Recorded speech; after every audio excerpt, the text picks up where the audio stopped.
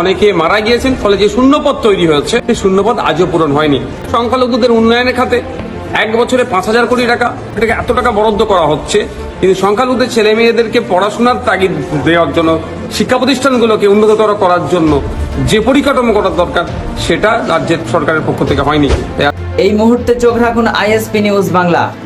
সংখ্যালঘু উন্নয়নের জন্য কখনো 5,000 কোটি টাকা, আবারও কখনো 5,500 কোটি টাকা বরাদ্দ করা হয়েছে, কিন্তু সংখ্যালঘু ছেলে মেয়েদের পড়াশোনা করার জন্য শিক্ষা প্রতিষ্ঠানগুলো উন্নত মানের করা হচ্ছে না, বললেন বিধায়ক নওশাদ সিদ্দিকী। তিনি বিধানসভার চত্বরে দাঁড়িয়ে কি বার্তা দিচ্ছেন আমরা এই মুহূর্তে শুনে নেব। চলুন আমরা কথা না বাড়িয়ে সম্পূর্ণ তানার মুখ থেকে শুনে নেই।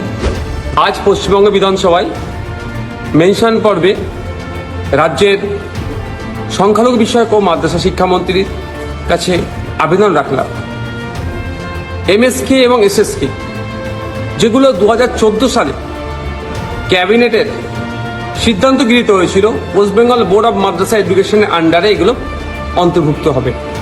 কিন্তু দুর্ভাগ্যের বিষয়, 10 বছর অতিবাহিত হয়ে যাওয়ার পরেও এখনো পর্যন্ত মাদ্রাসা শিক্ষাকেন্দ্র তথা এমএসকে এবং এসএসকে গুলোকে ওয়েস্ট বেঙ্গল বোর্ড অফ মাদ্রাসা এডুকেশনের অন্তর্ভুক্ত করা হলো না।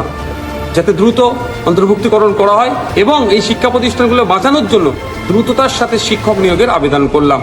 এই শিক্ষা প্রতিষ্ঠানগুলোতে প্রায় 7,500 শিক্ষক ছিল।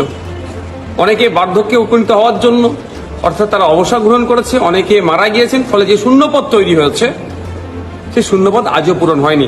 প্রায় 50% কম শিক্ষক নিয়ে শিক্ষা প্রতিষ্ঠানগুলো চলছে।